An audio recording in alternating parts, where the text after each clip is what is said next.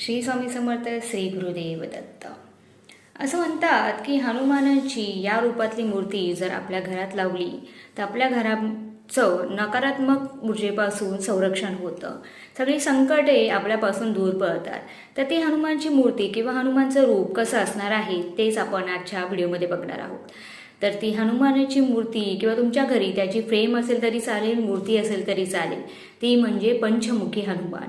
पंचमुखी हनुमान हे शक्तीचे आणि ऊर्जेचे स्तोत्र आहेत.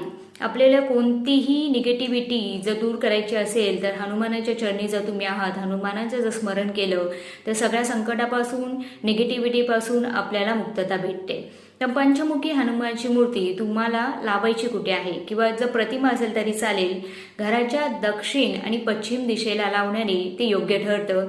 घरामध्ये हनुमानांची कृपा आपल्यावर राहते. पंचमुखी हनुमान म्हणजे काय? पहिलं मुख म्हणजे गरुड मुख, दुसरं मुख वरह मुख, तिसरं नरसिंह मुख, चौथं हग्रीव मुख आणि पाचवं म्हणजे हनुमान मुख. ही पंचमुखी हनुमानाची मूर्ती किंवा प्रतिमा आपल्या घरामध्ये नक्की आणा.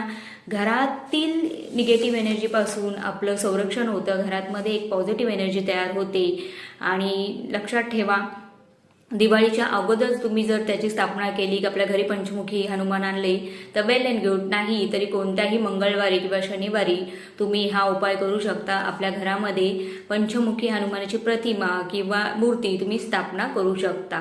पंचमुखी हनुमानाची मूर्ती जर घरामध्ये असेल तर घरामध्ये सकारात्मकता, ऊर्जा वाढते आणि व्यक्तीचं मनोबलही वाढतं. तर कमेंटमध्ये लिहायला विसरू नका. श्री स्वामी समर्थ, श्री गुरुदेव दत्त.